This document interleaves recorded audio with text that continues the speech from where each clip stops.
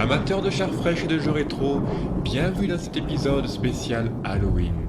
Pour fêter le retour des morts sur la Terre, j'ai déterré pour vous pas moins de 3 jeux qui vous feront frissonner de plaisir. 3 jeux sanglants, gore, malsains et violents qui ne manqueront pas de hanter vos nuits. Alors couchez vite les enfants, rangez mamie au placard et éteignez les lumières. Il est temps pour nous de faire un tour dans le passé.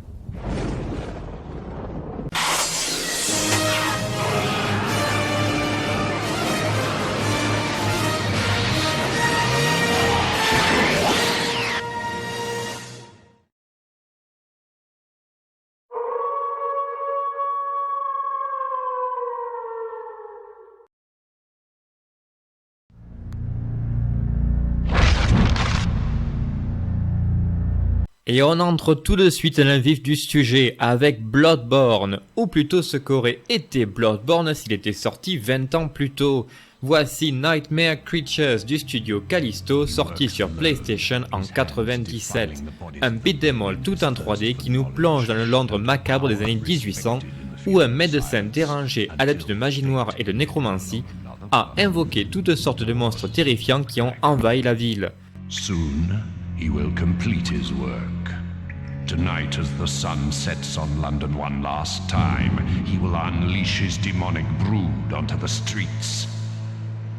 And should no one stop him, this city will be consumed by a horde of nightmare creatures.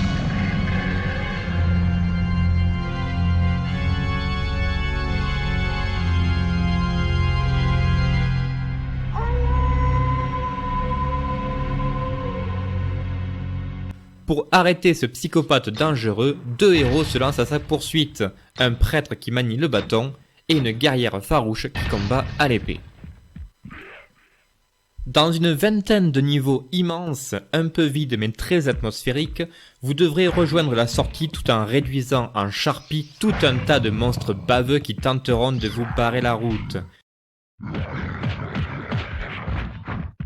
Le bestiaire n'est pas très varié, mais vous comprendrez vite pourquoi le jeu s'appelle Créature de cauchemar. Déjà leur design bien dégueu fait clairement honneur au titre du jeu, mais surtout il frappe vite et fort, esquive et bloque même les coups. Croyez-moi, même le petit zombie de base ne sera pas à sous-estimer.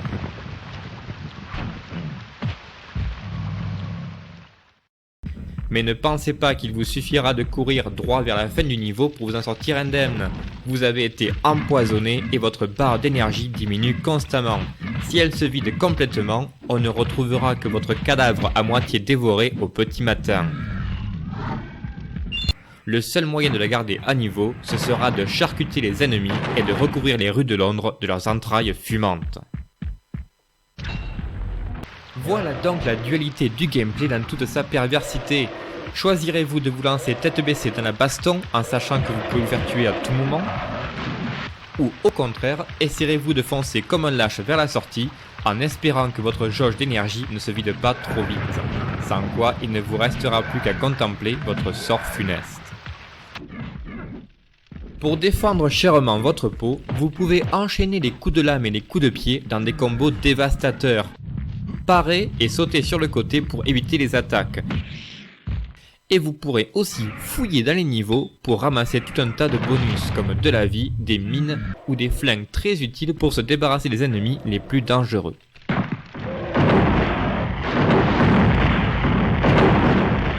Bon, par contre, se retaper tout un niveau parce qu'on est tombé à la flotte 3 fois de suite à cause des contrôles de saut foireux et une caméra programmée par un sadique, ça c'est vraiment un cauchemar.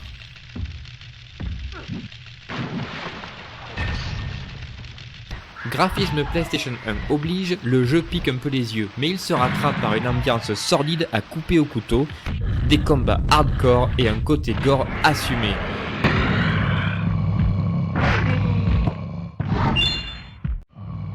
Il vous faudra environ 6 heures pour terminer l'aventure, mais avec 2 persos jouables, vous pourrez recommencer avec plaisir.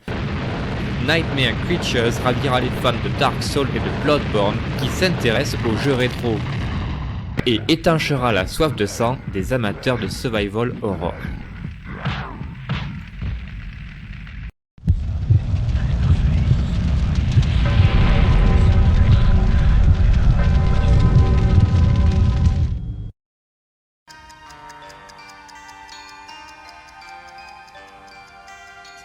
Pour la seconde partie de ce programme, on va maintenant parler d'Alice au Pays des Merveilles. Quoi ? Alice dans un jeu d'horreur ? Non mais qu'est-ce que j'ai fumé, vous allez me dire ? Non mais attention, on parle pas de la version Disney ou Tim Burton là. On parle du jeu American Maggie's Alice, sorti en 2000 sur PC. Imaginez l'univers absurde et merveilleux des romans de Lewis Carroll, remis au goût du jour par le level designer de Doom. Et vous obtiendrez un bad trip déstabilisant qui tranche radicalement avec bon nombre de jeux vidéo de l'époque.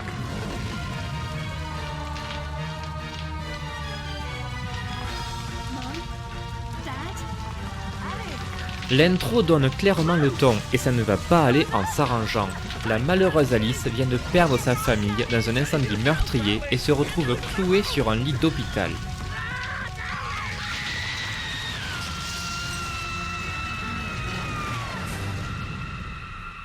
Poor dear. After all these years, maybe that old rabbit will bring her around.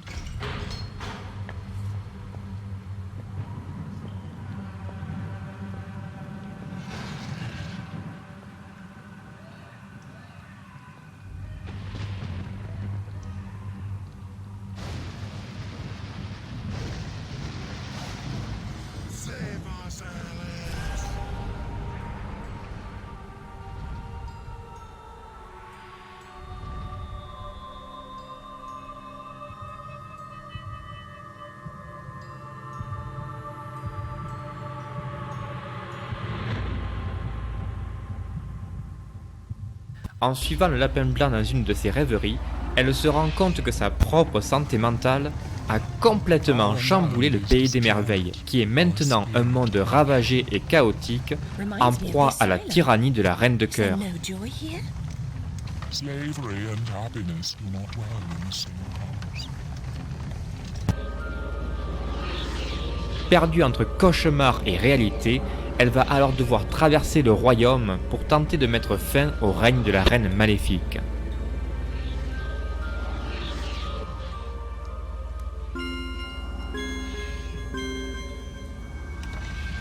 Ce jeu Alice propose un mélange intéressant de plateformes, d'énigmes à résoudre et de grosses bastons.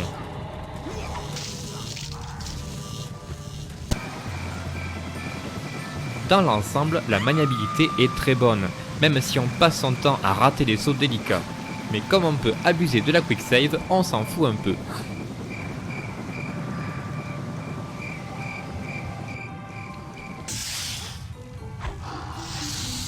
Vu ses origines, le jeu a bien sûr un côté Doom-like très prononcé, avec des affrontements nerveux, tactiques et étonnamment violents. Time to raise some havoc for those who are loose.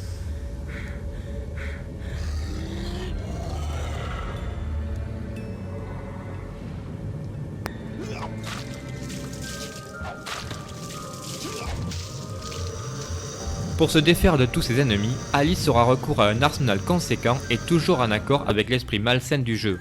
On démarre l'aventure avec un couteau de boucher et très vite, on récupérera entre autres des jeux de cartes tranchants comme des rasoirs, une boîte à surprise qui crache des flammes,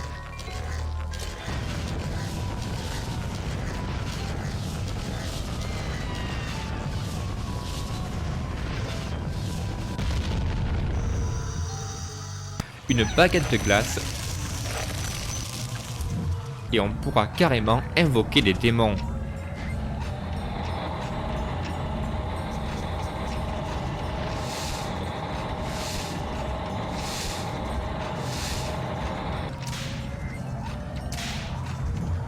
Et dans ce jeu, pas de munitions à ramasser. Au contraire, il faudra collecter l'énergie vitale des ennemis tombés au combat. Un concept extrêmement dérangeant qui participe grandement à l'ambiance choquante et perverse du jeu. Grâce à une belle utilisation du moteur amélioré de Quake 3, le jeu affiche des personnages et des environnements ultra détaillés, mais vous l'aurez compris en regardant ces images, ce qui frappe le plus, c'est avant tout son atmosphère unique et déconcertante. La direction artistique est à tomber par terre, les niveaux traversés sont marqués par une inventivité omniprésente, et une architecture délicieusement torturée.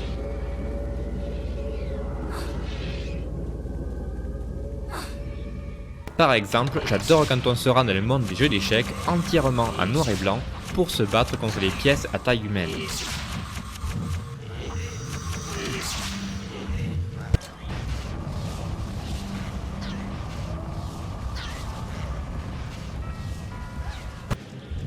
La bande de son vous fera aussi son petit effet. Les dialogues collent parfaitement au côté sombre du titre, avec surtout la voix lancinante et suave du chat Cheshire qui fait froid dans le dos. Ah, the diabolical dice. A word of caution, don't throw them when you're alone. The fiends lack loyalty, and their notion of nourishment is quite disturbing. Quant à la musique minimaliste de Chris Vrenna, le batteur de Nine Inch Nails, composée de chœurs, de carillons et de mélodies douces, elle retranscrit parfaitement cet univers enfantin qui a sombré dans la folie dangereuse.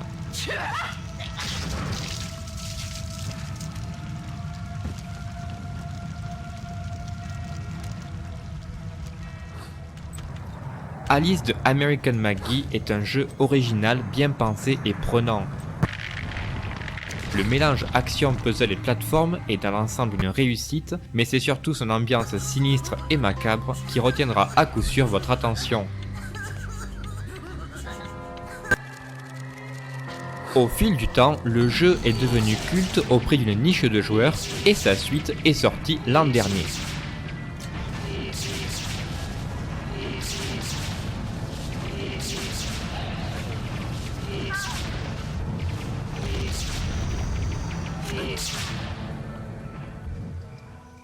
Vous l'aurez compris, Alice au Pays des Merveilles ou pas, ce jeu n'est clairement pas destiné aux petits enfants.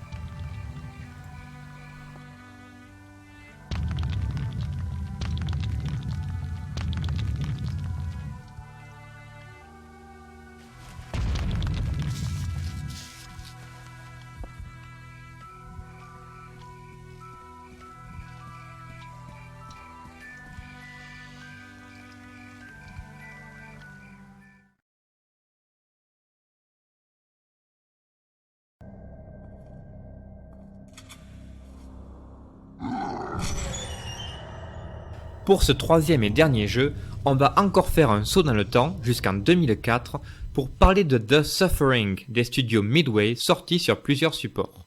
L'histoire se déroule sur une île pénitentiaire. Vous incarnez Torque, un sale type apparemment, vu qu'il vient d'être condamné à mort pour l'assassinat de sa femme et de ses enfants. Mais aussitôt jeté dans sa cellule, une horde de monstres terrifiants surgissent de nulle part et embrochent les occupants de la prison comme des poulets.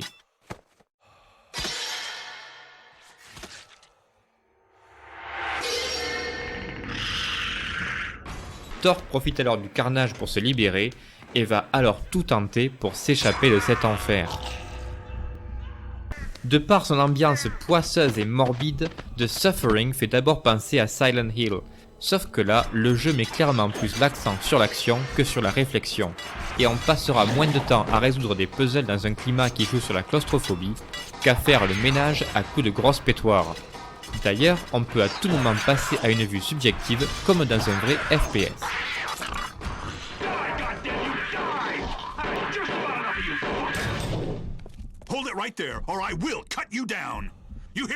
Pour autant, c'est bien un survival horror dont il s'agit.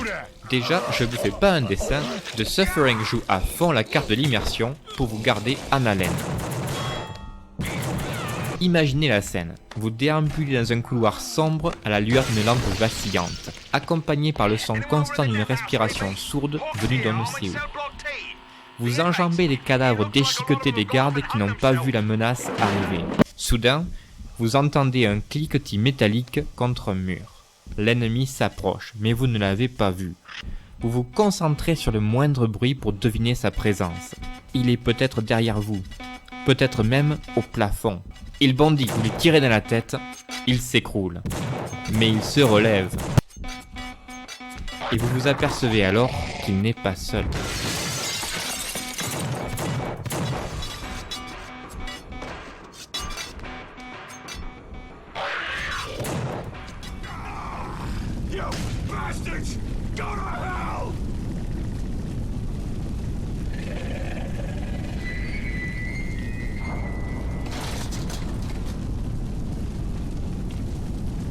C'est dans ces moments-là que The Suffering dévoile tout son potentiel. Non seulement les ennemis sont nombreux et rapides, mais ce sont de vrais sacs APV, et il vous faudra souvent vider plusieurs chargeurs pour en venir à bout.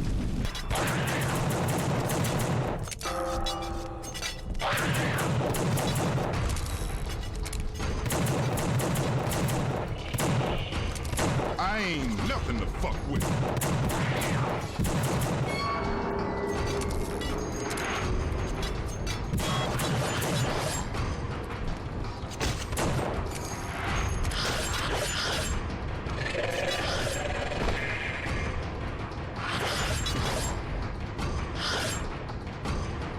Du coup, le jeu est moins bourrin qu'il n'y paraît, puisqu'il faut constamment rester en mouvement et apprendre à se servir du décor pour mettre de la distance avec ses adversaires.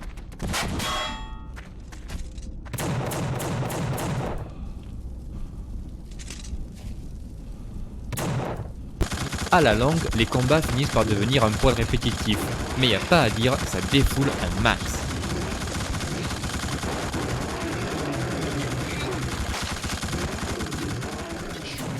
Sans compter qu'on a une jauge de rage qui se remplit à chaque combat et qu'on peut utiliser pour se transformer en monstre surpuissant pour se débarrasser des plus gros ennemis d'un bon coup de griffe.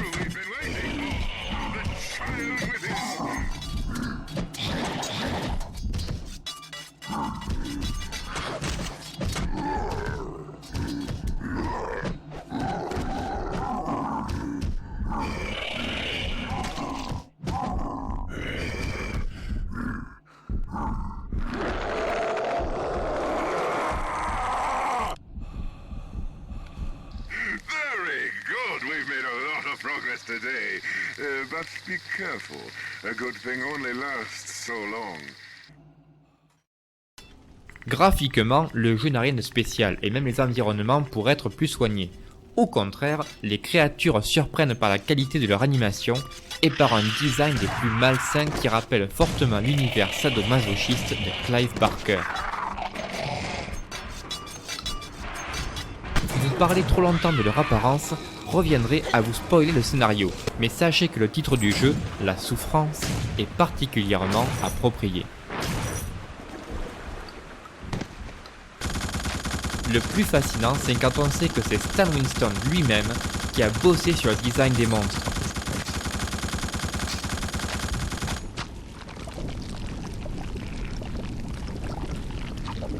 Pour les moins cinéphiles d'entre vous, Stan Winston, qui s'est éteint en 2008, était l'une des plus grandes légendes du maquillage et des effets spéciaux au cinéma. On lui doit entre autres des icônes du cinéma de genre comme le Terminator, le Predator, le T-Rex de Jurassic Park, Édouard aux mains d'argent et encore bien d'autres.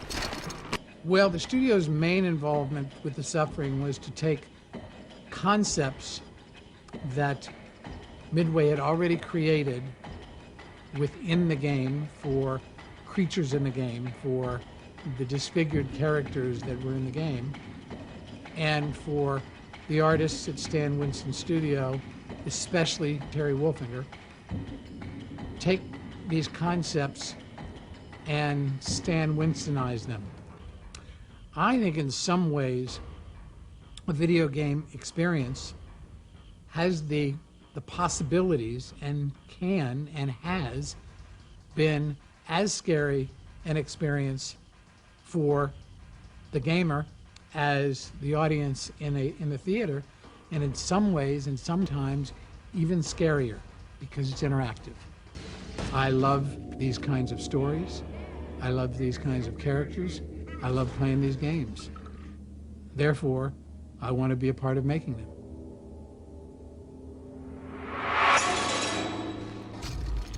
Bref, rien que pour ça, moi je dis que The Suffering pète la classe. Pour finir, un petit mot sur le scénario. This poor soul could not handle what he saw in the ink. Tell me what you see, Talk. Torque lui-même ne parle jamais, ce qui aurait pu lui donner le charisme d'une huître. Mais à la manière d'un Half-Life, c'est les PNJ que l'on rencontre qui vous en apprendront plus sur ce qui se passe dans la prison et sur le passé de Torque. Du coup, il sert avant tout d'enveloppe vide dans laquelle le joueur peut se glisser pour interagir avec les autres personnages selon ses propres motivations. He wasn't hurting anybody.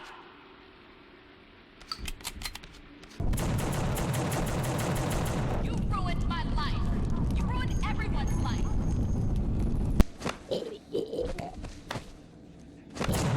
You made the right choice. Et selon notre karma, on pourra débloquer l'une des 3 fins différentes, gentil, méchant ou neutre, ce qui donne au jeu une durée de vie plus que correcte. How old did you think I was? But sometimes, I think you only brought me suffering. You think you got it bad? The Suffering est un ride express vers l'enfer. Un jeu d'action nerveux et jouissif qui vous envoûtera à la fois grâce à son atmosphère suintante et désespérée, à mi-chemin entre la ligne verte et Event Horizon, et par sa brutalité sans concession. You gotta save us before Hargrave gets back. You gotta cut us down. You gotta... don't think so. My prisoners never make it out alive.